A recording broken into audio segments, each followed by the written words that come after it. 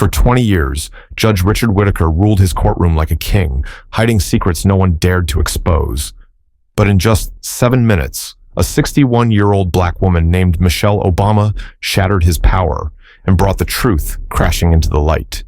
He tried to humiliate her, calling her arguments worthless, mocking her as if she didn't belong in his court. But Michelle refused to back down. Instead, she revealed evidence so shocking, the entire courtroom gasped, and the judge who once seemed untouchable was led away in handcuffs. How exactly did Michelle Obama turn pure humiliation into justice right before everyone's eyes? What secret evidence did she reveal that left everyone in shock and proved that no one is above the law? And to better understand this story, we have to go back to where it all began. For over 2 decades, Judge Richard Whittaker had ruled his courtroom not merely as a judge, but as a performer upon a stage. Even his critics admitted there was a twisted kind of entertainment in the way he'd flick his wrist to silence an entire room, or the way his eyes glimmered with mischief just before delivering one of his trademark insults. To some, it was comic relief, a reprieve from the otherwise suffocating seriousness of court. To others, it was the mask of a man who enjoyed power far too much. People whispered about his antics in hushed tones while waiting outside his courtroom doors. Remember the day he called that defense lawyer Perry Mason on decaf because the guy kept yawning during cross-examination? A court reporter chuckled to her colleague as they flipped through their notepads. Another clerk piped up, grinning. Or that time he looked at a stack of evidence and announced, "If I wanted bedtime reading, I'd ask my wife for her bridge club minutes." The gallery often found themselves torn between laughing and squirming, never quite sure when the jokes would give way to something far less amusing. Whittaker's sarcasm was as sharp as the creases in his black robe. He'd waggle his finger like a comedian delivering a punchline, and the courtroom, packed with seasoned lawyers and nervous onlookers, would titter politely, even when the humor cut a little too close to cruel. Yet beneath the laughter lay an undercurrent of fear, because Whittaker was infamous for more than his jokes. His rulings could flip on a dime, his outbursts could shatter a career, and there was always the lingering suspicion that his loyalties weren't as impartial as the bench required them to be. People stayed on his good side because they'd seen what happened to those who didn't. And that was precisely the courtroom Michelle Obama stepped into on that crisp morning, the sound of her heels echoing off marble floors as every head turned. She was 61 years old, the lines around her eyes carved from decades of fighting battles, both political and personal, her posture regal yet relaxed. But behind that calm lay something sharper, a glint in her eyes that said she knew this would not be an ordinary day. She carried 2 things into that room, a thick file of evidence tucked beneath her arm, and ghosts. Ghosts of another courtroom years ago, where a man with power and a gavel tried to break her spirit with threats, sneers, and subtle reminders that as a black woman, she ought to know her place. That memory was burned into her like a brand. And today, facing Judge Whittaker, she felt the weight of that history pressing on her chest. As she passed the first row of seats, reporters leaned in to catch the faintest expression on her face. Cameras clicked in bursts like distant gunfire.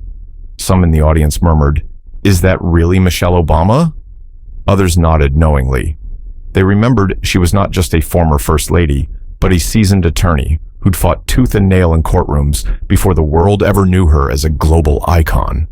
The tension seemed to stretch like a wire pulled too tight. Michelle paused for a single breath, surveying the room as if measuring the walls for cracks. There was a flicker of something steely in her eyes, a readiness, a silent vow that she would not be silenced today. The narrator's voice cut through the hushed murmurs, low and tinged with foreboding.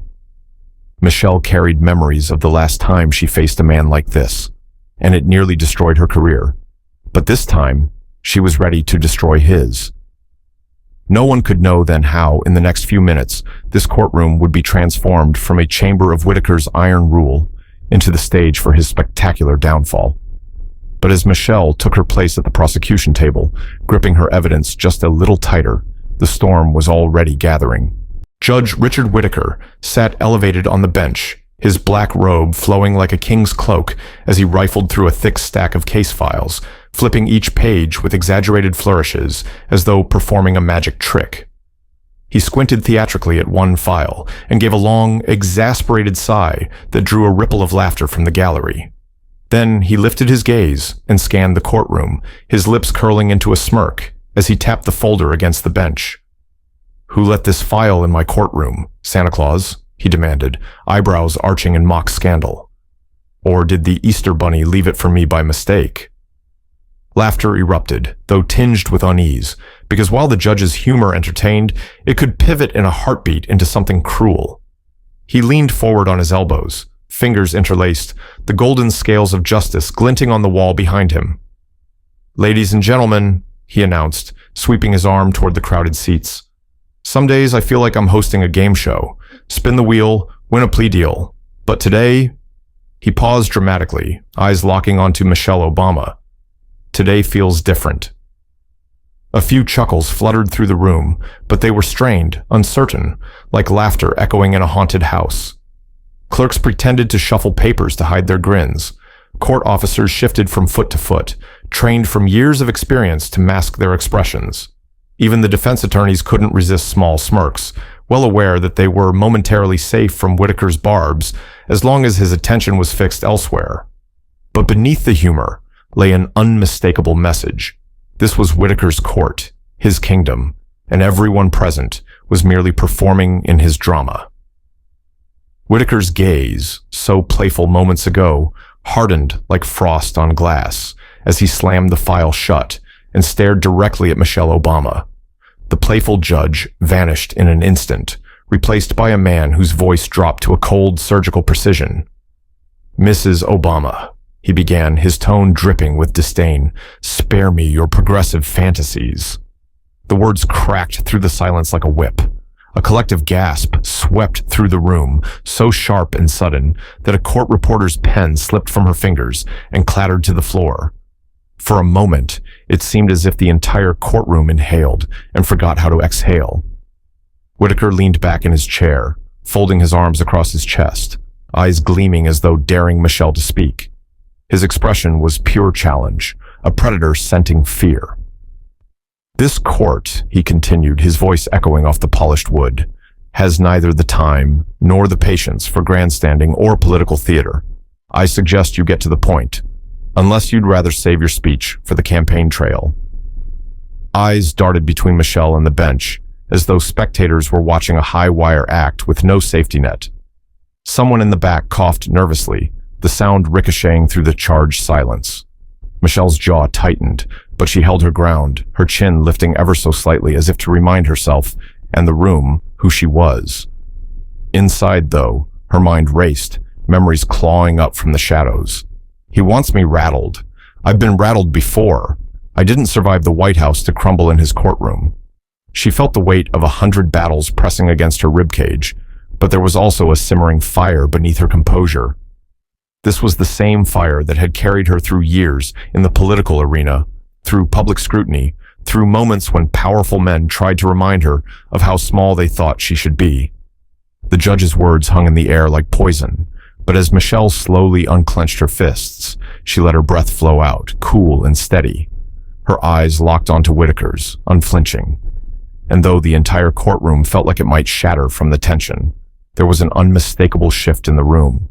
A quiet, invisible force, radiating from the woman at the prosecution table who refused to be dismissed. The silence that followed Whitaker's insult felt heavy enough to crush the room, but Michelle refused to let it bury her. She drew in a slow, quiet breath and tilted her head ever so slightly, as though considering whether to dignify his words with a response. Then she leaned closer to her microphone, her voice cool and steady, slicing through the tension like a razor. "Your Honor," she said, a flicker of dry humor dancing at the edge of her lips. "Theatrics would require better lighting." A ripple of nervous laughter rolled through the courtroom, quick and startled, like a cough during a funeral. Even a few jurors exchanged sideways glances, trying to stifle the corners of their mouths from twitching upward. Michelle let the laughter settle for a heartbeat, her face composed, giving nothing away beyond the glimmer of mischief in her eyes.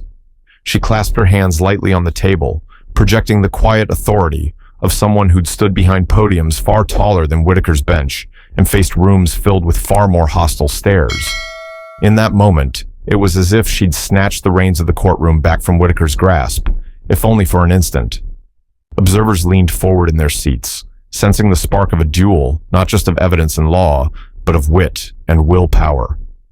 Court reporters hovered their pens above their notebooks, knowing they might be about to witness something destined for headlines. Even Whitaker seemed momentarily frozen, his smirk fading, as he tried to decide whether he'd just been lightly mocked or strategically cornered. But the reprieve lasted barely a second. Whitaker's face darkened, his eyes narrowing into thin slits as he straightened in his seat with the rigid posture of a man coiling for attack. His voice dropped, no longer playful, now as cold and precise as a scalpel. "Mrs. Obama, I will not tolerate sideshows in my courtroom," he snapped, spitting the words as though they tasted foul. "We are not here for your comedic monologues." Before Michelle could open her mouth again, he sliced a hand through the air like a guillotine blade. "Motion denied," he barked. Michelle blinked, thrown for a split second, then tried to speak. "Your Honor, I haven't stated my motion yet." But Whitaker slammed his palm against the bench, making several people flinch in their seats. "And I don't need to hear it," he interrupted, voice thundering through the room. "I already know it's going nowhere." A gasp slipped from a woman in the gallery, sharp enough to break the fragile hush. A bailiff shifted nervously by the door, eyes darting between Michelle and the bench, as though unsure whether he'd be called to intervene. The room felt suddenly too small, the walls pressing in, as Whitaker continued to hammer his authority into the silence. "You think you can waltz in here and drown this court in paperwork and political speeches? This is my courtroom, Mrs. Obama. Mine." Michelle sat perfectly still, but inside, her pulse roared like a battle drum. "I've seen bias, but this is sabotage." The thought flashed through her mind, crisp and unmistakable. She'd weathered her share of bigotry and dismissal in courtrooms and boardrooms alike, but this felt different. A premeditated attempt to kill her case before it even took its first breath. She studied Whitaker's face, the rigid jaw, the narrowed eyes, and saw not just anger, but fear lurking underneath. And in that flicker of fear, she recognized an opportunity. As Whitaker launched into another tirade, Michelle's mind began to race, assembling strategies, recalling every lesson from a lifetime spent in battles where the stakes were nothing less than truth itself. She adjusted her posture, hands still folded, her expression as unreadable as a poker champion holding 4 aces. Because Michelle Obama wasn't just fighting a legal case anymore, she was staring into the eyes of a man trying to bury the truth, and she was preparing to bury him instead. As Judge Whitaker continued droning on, trying to assert his dominance from the bench, Michelle allowed her eyes to drift downward, though her mind was miles away. She could practically hear the echo of an older courtroom, years earlier, when she was still in her 30s, wearing a suit one size too big, and carrying a briefcase that seemed heavier than her confidence. Back then, she'd stepped into a trial defending a young man falsely accused of assaulting an officer, a case that everyone said she'd lose because the cop was beloved in the community and the evidence seemed airtight. But Michelle had shredded that case with a cross-examination so surgical that the courtroom audience had shifted from boredom to disbelief. She remembered leaning across the rail, cool as glass, as she grilled the officer on his sworn testimony. She kept her voice smooth, each question sharper than the last, until the officer's answers grew clipped and his forehead beaded with sweat. Finally, she laid a stack of phone records on the evidence table and asked, "Tell me again, Officer Peters, how you were chasing my client when these records show you were on a call with your girlfriend the entire time."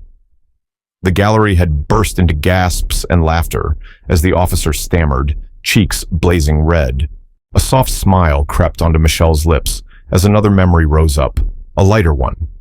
The time she'd been cross-examining a nervous witness in a theft trial.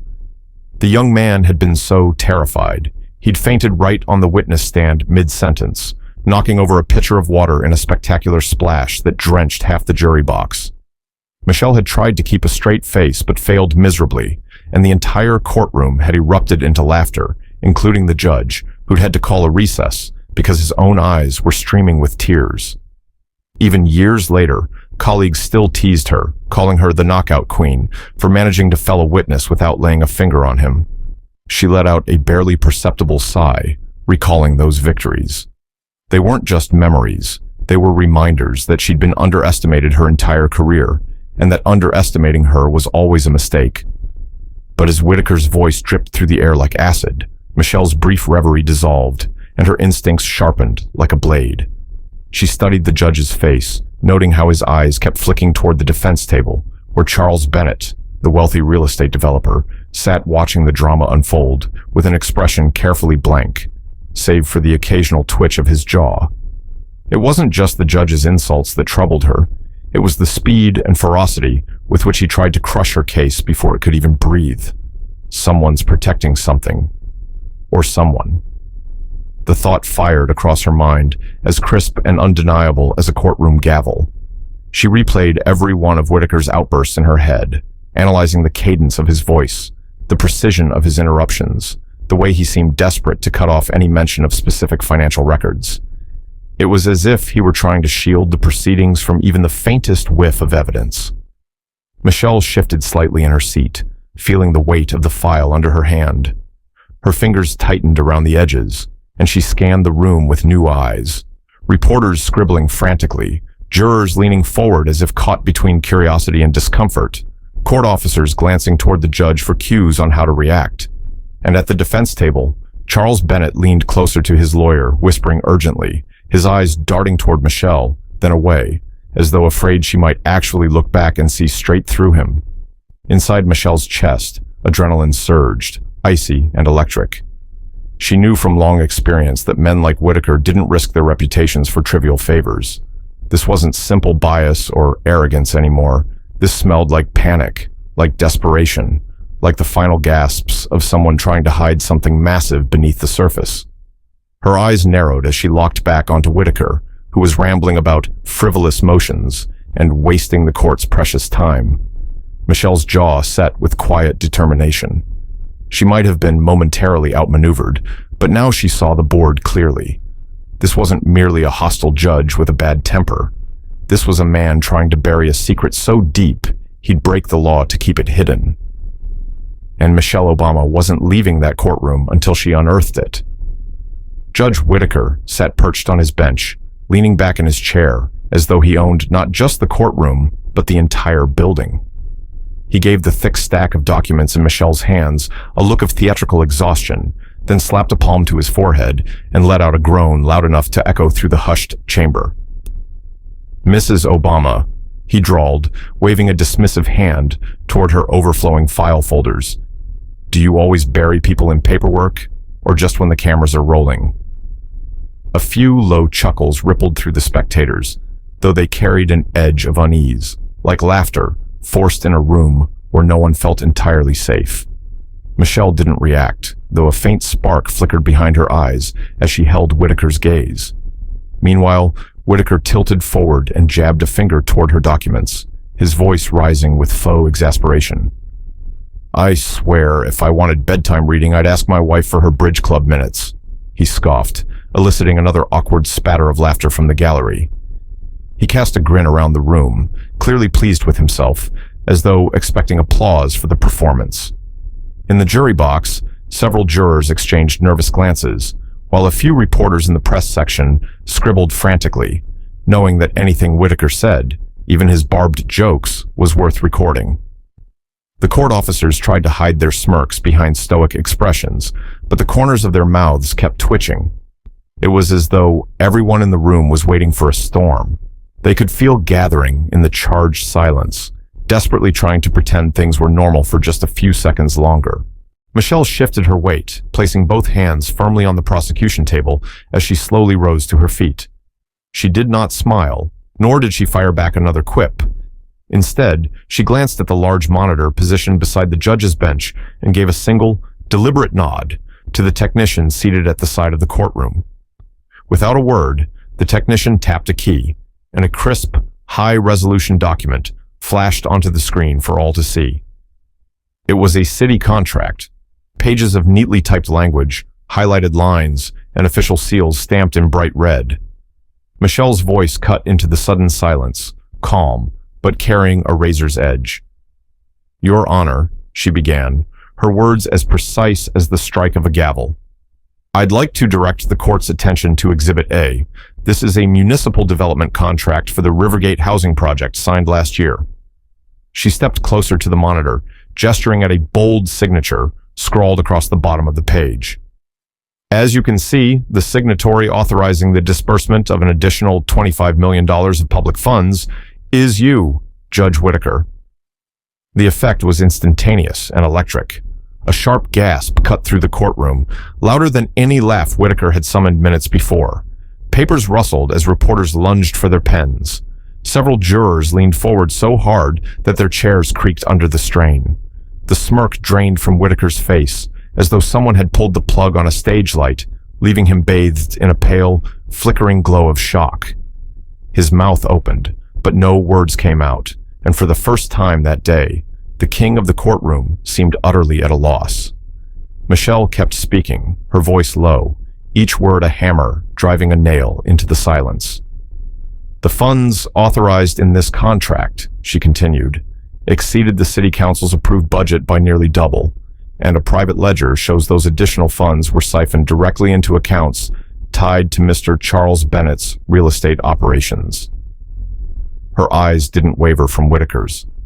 "Your Honor, would you care to explain how your name appears on an unauthorized financial transaction involving the defendant?" The courtroom seemed frozen, as if no one dared to breathe. The hush was so profound that the whir of the overhead fans hummed like distant thunder. Whitaker's eyes darted toward Charles Bennett at the defense table, whose face had gone a sickly shade of gray, his fingers gripping the table edge until his knuckles turned white. Michelle didn't blink, nor did she back away from the monitor. She stood as still and resolute as marble, her presence radiating a quiet but overwhelming authority. And in that instant, every person in the room understood that whatever courtroom games Judge Whitaker thought he was playing, they were over. For a moment, the courtroom hung, suspended between disbelief and silence, as if the oxygen had been sucked from the air by Michelle's revelation about Whitaker's signature. But Michelle wasn't finished.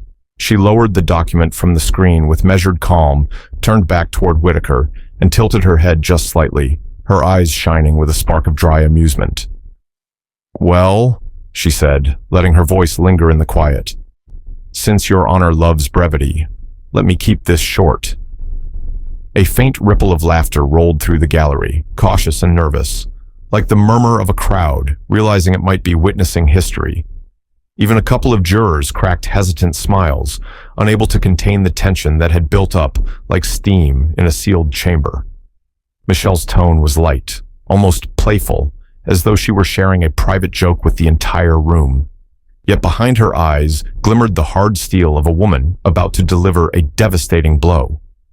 Whitaker shifted uneasily on his bench, attempting to maintain his mask of control, but his knuckles whitened as he gripped the arms of his chair.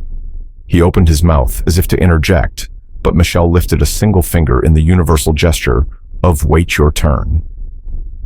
The gallery tittered again, more daring this time, sensing the tide of power shifting away from the man on the bench and toward the woman standing at the prosecution table. Then Michelle reached into her leather briefcase with deliberate precision and pulled out a small digital recorder, gleaming silver under the harsh courtroom lights.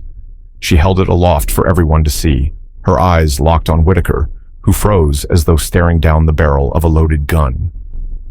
The hush that fell over the room was absolute.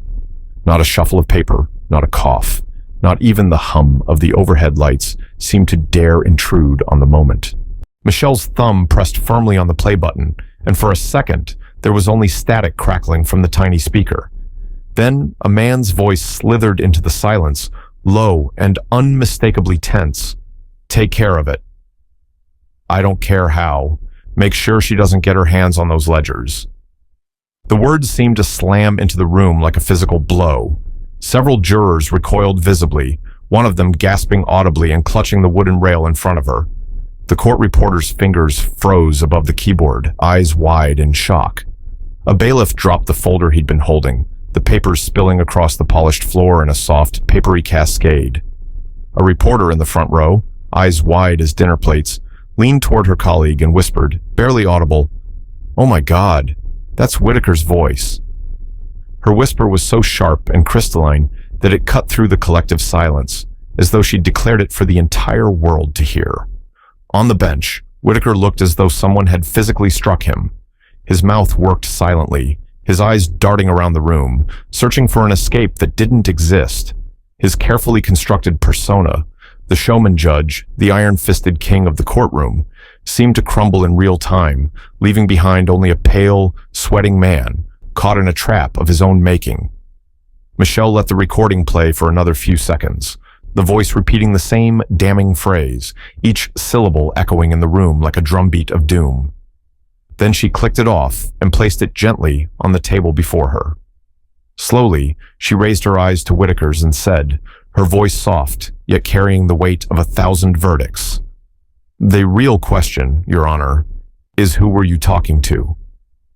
And for the first time all day, the man who ruled the courtroom like a king could do nothing but sit there, speechless, as the weight of his own words crashed down around him. For several endless seconds, Judge Whitaker just sat there, eyes darting around the courtroom as if searching for invisible exits, his face pale under the harsh lights.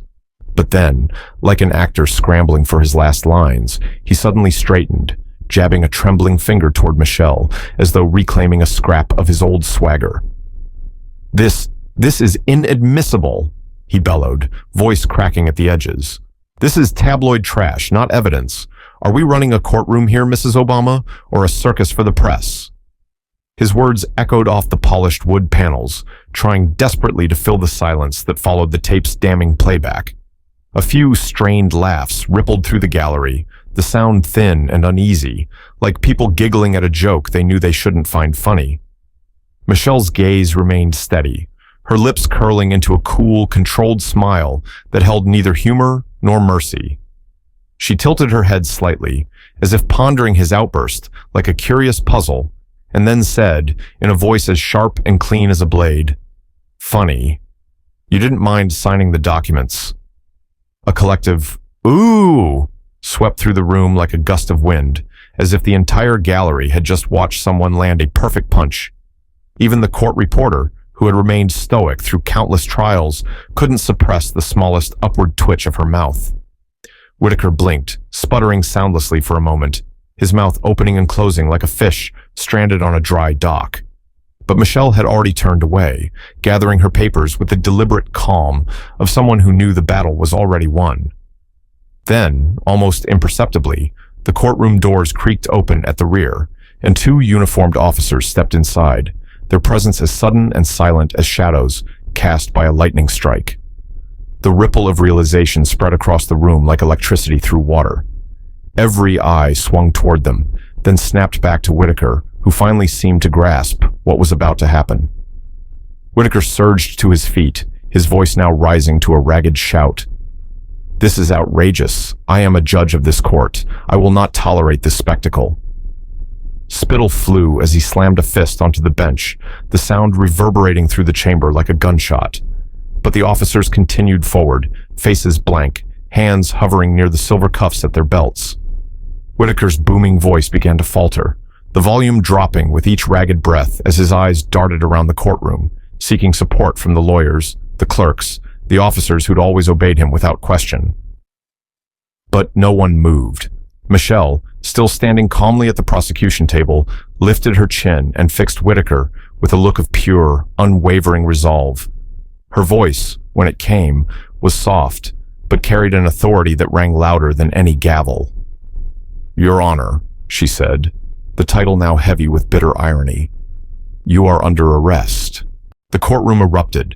People leapt to their feet, reporters scrambling for cameras, flashes firing like white-hot bursts of lightning.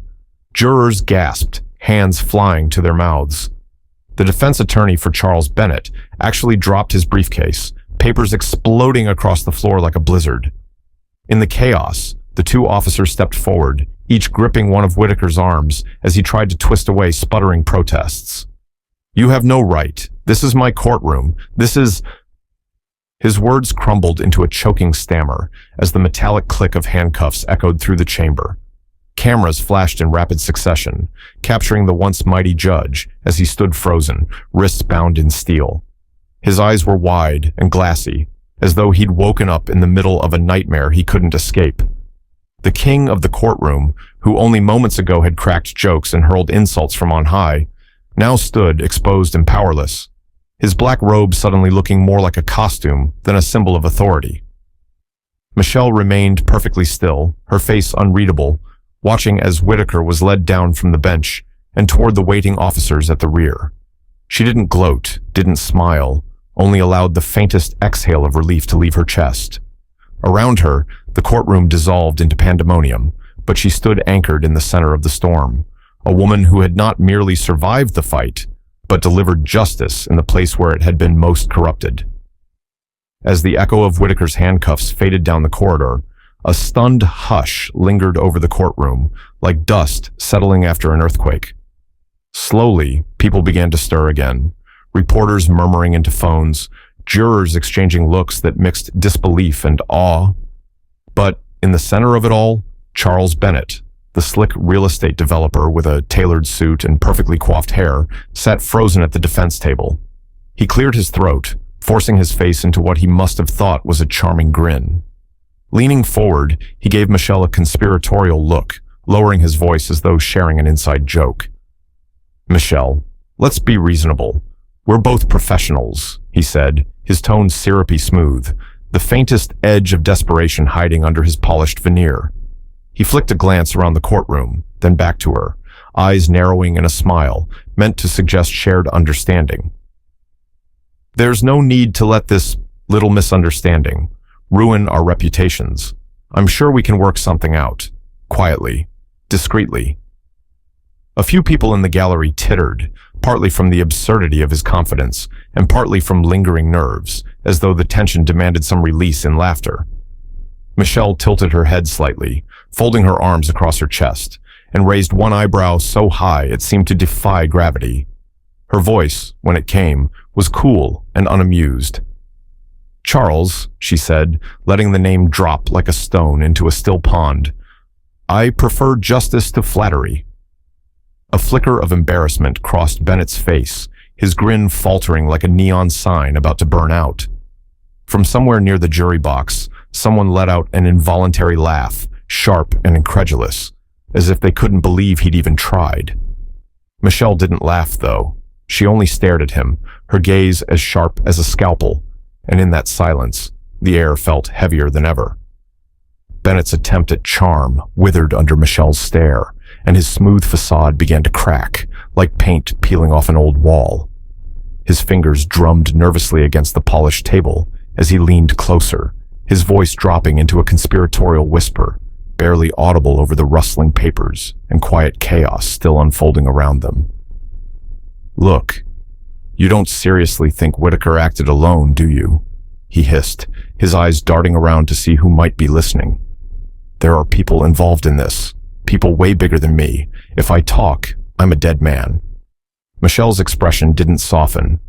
Instead, she leaned in just a fraction, her voice low, each word crisp as a courtroom stenographer's keystroke. "This courtroom is only the beginning," she said, her tone as deadly as the chill in a winter storm. "There's more to expose, and you know it." Sweat had begun to gather at Bennett's hairline, glistening under the fluorescent lights. He swallowed hard, the sound nearly loud enough to echo. If I give you names, details, you'll have to protect me," he stammered, the slick confidence completely gone now, replaced by genuine fear. His eyes darted toward the empty judge's bench where Whitaker had once ruled, as though half expecting him to reappear and silence him with a look. Michelle didn't blink. She kept her gaze locked on his, unflinching, radiating the same implacable steadiness that had carried her through political battles and legal wars. "Start talking," she said, voice as quiet as it was lethal. "Or start running." Around them, the courtroom seemed to hold its breath again, the finality of her words echoing like a distant roll of thunder. Bennett sat back slowly in his chair, shoulders slumping, and for a brief second, his face seemed older, the weight of secrets dragging him down. And in that moment, everyone watching knew this wasn't over. Whitaker might have fallen, but the storm Michelle was about to unleash had only just begun. The courtroom had emptied in waves of hushed chaos, the last echoes of shuffling feet and rustling papers, fading into silence as the heavy doors swung shut. Michelle lingered a moment longer, standing beneath the cool glow of the overhead lights, her fingers lightly grazing the edge of the prosecution table, as if feeling the vibration of all that had just unfolded. When she finally stepped away, it was with slow, deliberate movements, her spine straight, but her eyes carrying the deep exhaustion of someone who just fought a war. In the quiet of the judge's private chambers, a space commandeered in the aftermath of Whitaker's arrest, Michelle lowered herself into a leather chair that still held the faint smell of expensive cologne and old paper. She leaned her head back against the cushion, eyes drifting shut for a few seconds, allowing the weight of the day to settle across her shoulders. For the first time since stepping into the courtroom that morning, she was alone. No cameras, no gavel, no roaring accusations or gasping crowds. Just silence, like a soft blanket wrapping around the edges of her frayed nerves. A small, wry smile curved across her lips as she remembered Barack's voice in her head, echoing with that playful, exasperated warmth she knew so well. If you survive politics, courtrooms should be a breeze. The memory struck her funny bone in just the right way, and a chuckle slipped out, low and genuine, bubbling up despite everything. She shook her head, murmuring softly, "You always did underestimate my definition of breeze." For a moment, her laughter seemed to push back the shadows in the room, filling the space with something lighter, almost hopeful.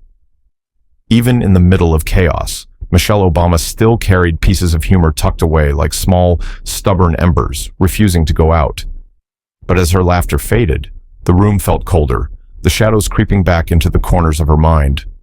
Michelle opened her eyes and stared at the wood-paneled wall opposite her, her gaze fixed on nothing and everything all at once.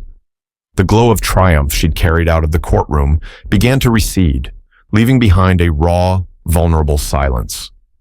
Her shoulders sank slightly as the true weight of what she'd just ignited began to settle around her like a lead cloak. Every time I fight, I risk becoming the next target. The thoughts surfaced with ruthless clarity, unbidden but impossible to ignore.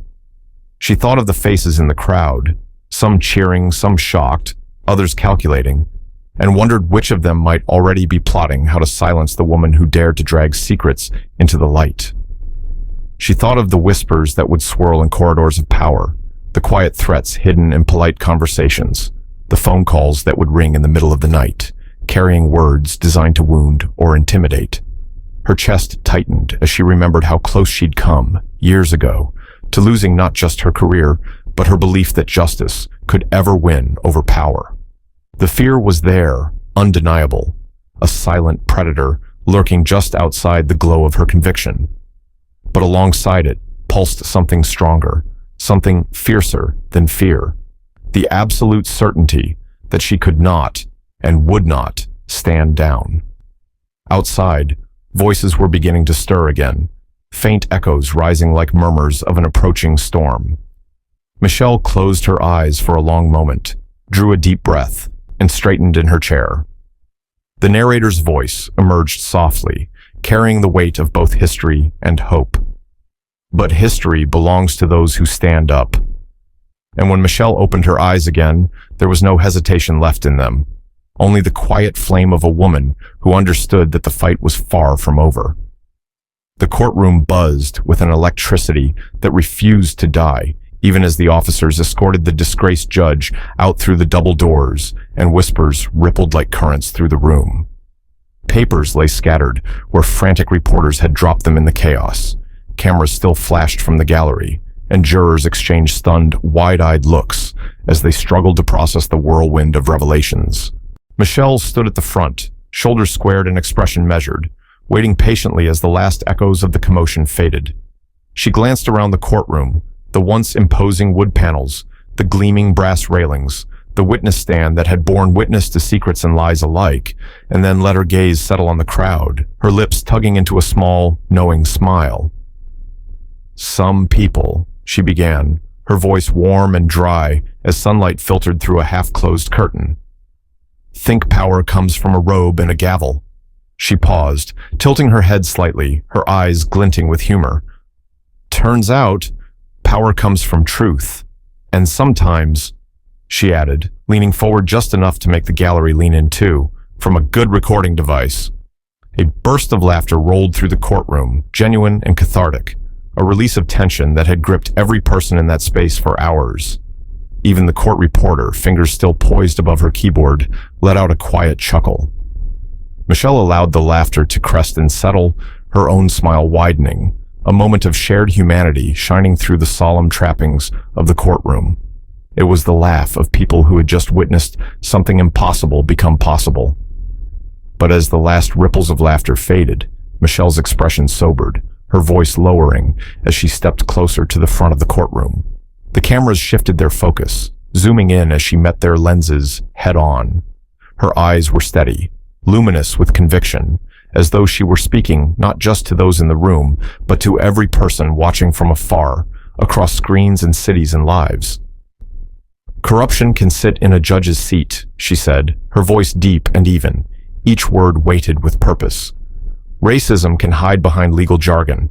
Injustice can dress itself in authority and try to silence those who dare to speak."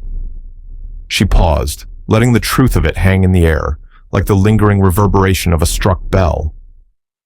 "But the truth is louder," she continued, her voice growing stronger with every syllable, "and it belongs to anyone brave enough to stand up and speak it." A hush fell over the room, a hush filled not with fear but with a quiet awe. Michelle glanced around one last time, then gave a single, resolute nod. "No one," she said, letting the words fall with the finality of a judge's verdict, "is above the law." The characters and events portrayed in this story, including Michelle Obama, are entirely fictional and do not represent real people, real events, or actual legal proceedings. Any resemblance to actual persons, living or dead, is purely coincidental. If you enjoyed this story, please subscribe to my channel so I can keep bringing you more powerful and inspiring stories. Your support means the world and helps keep these tales of justice and courage alive. Thank you for watching.